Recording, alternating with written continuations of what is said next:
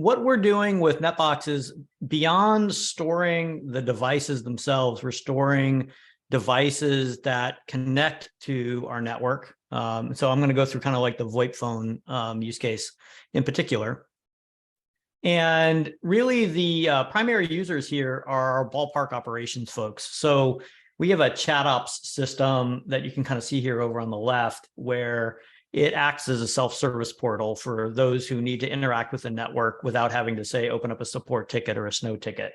And so the idea here is that somebody in the ballpark team, they might need to do something with a VoIP phone, like, see its status or bounce a port. And so what they would do is they would go into, this is Slack, and this is an app in Slack that I've developed. And, we're going to click on something here. And as I'm clicking through this, it's interacting with NetBox directly. So I can say, oh, I want the Atlanta Braves. And then what's going to happen is it's going to pull the locations for where phones are, and that is maintained using NetBox and these relationships for locations. So here on the right side, you can kind of see I have all these locations here.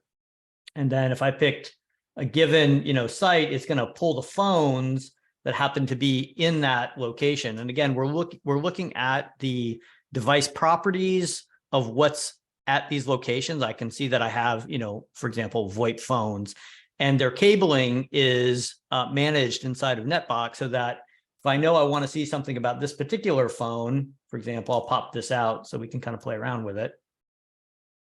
I might want to get the status of this particular phone, and I can see exactly which switch and interface is on it. And when I click, get port info, I can see I got a message from the app. And if I click on this to see the details, it'll tell me, this is what I've got, what its status is, what the MAC address that we've learned on it. And then they can even kind of click in and see like a chart. I don't know if this is going to pop up and you guys can see this, but this is kind of like the dashboard for that particular phone. They can see how it's behaving. So the whole mechanism really is to allow, people who are not part of the networking team to interact with the network because it's part of their daily jobs.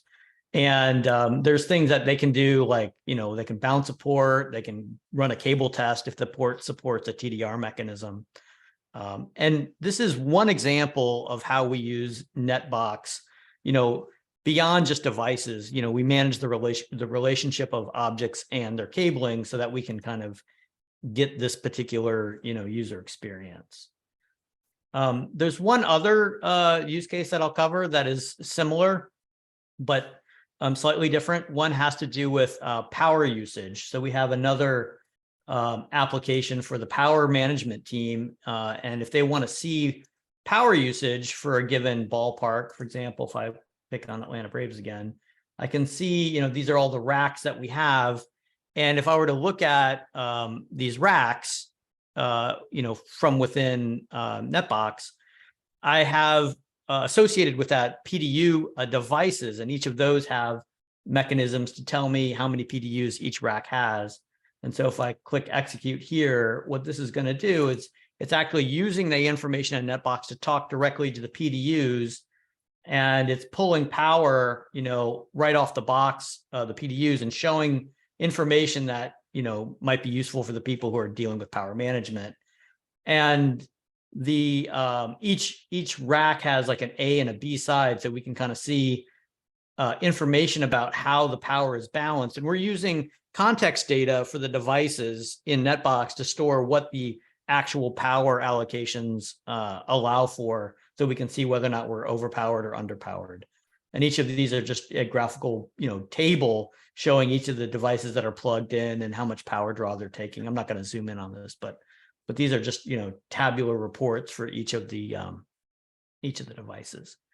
So I'll just take a stop here because I covered quite a bit pretty fast. But again, the idea is using NetBox for more than just networking devices. It's pretty awesome, Jeremy. I don't know if it's possible for you to estimate, but how long did it take you to put that together? Like, you just pick one of those, like let's say PowerBot.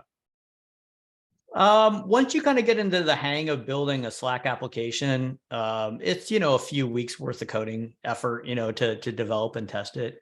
But there are a lot of libraries that Slack as a company provides. So they have their SDKs that you can use, and they're really good. And then it's just kind of learning their SDK to understand how the widgets and buttons work. So there's a bit of a learning curve there if you've never done it, but a few weeks for sure. Okay, cool. Looks like we had a couple hands up there. So how about Brian? Let's hear what you got. Yeah, given that you have so many sites, is this the backend for this app hosted on-prem in a data center, or is it cloud managed, or do you have servers at each ballpark to run the local commands that talk to the switches? Yeah, that's a good question. So when an app needs to speak directly to a device, like a networking device, we have them on secured subnets, like so with ACLs and so forth. And so those apps have to run, on an environment that has access to those subnets. And we've experimented with kind of different approaches. But what we do is we have our backends running on what you would call a jump server in that particular case. In other apps like this PowerBot app, since those devices are not on the same kind of subnetting mechanism, we can run PowerBot, for example, in the cloud, and they can talk to any device that's cloud reachable, through our private cloud. So we kind of, we pick and choose how we want to deploy these apps, but they're essentially just containers, Docker containers running in, whether it's a jump server environment or a cloud native environment, we can move them around if we have to. That's pretty slick. Austin, looks like you got your hand up as well.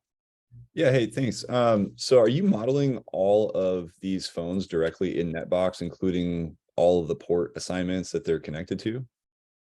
So we model just the interface that we're connecting to our switch. So that's all we really need to model, because once we know where the phone is plugged into, that's how we can know, how to bounce a port, for example, just by turning power on and off, or, getting stats from it. So the only interface that we're really modeling right now for these phones is just the one that's connected to the switch.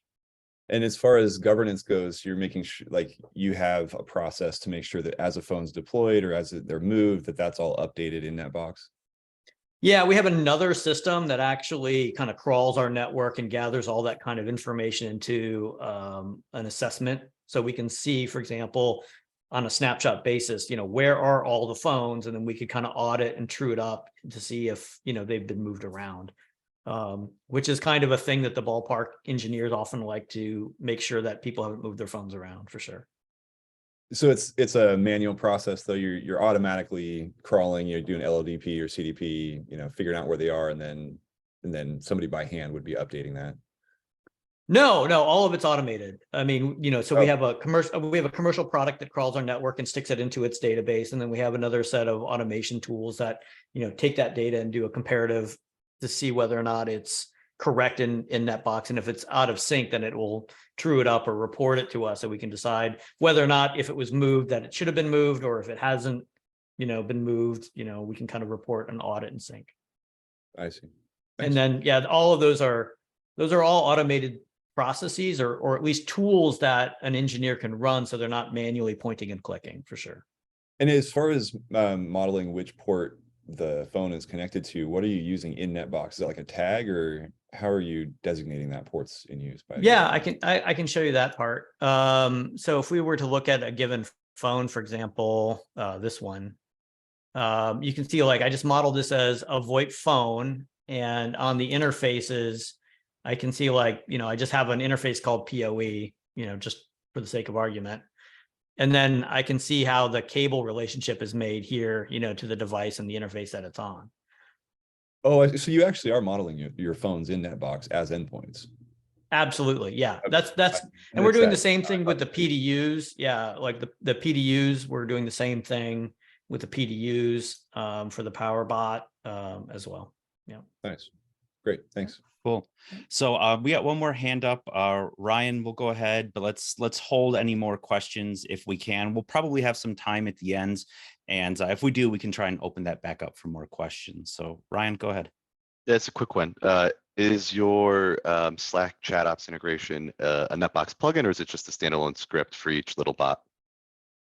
It's a standalone app, for sure. It's not a NetBox plugin.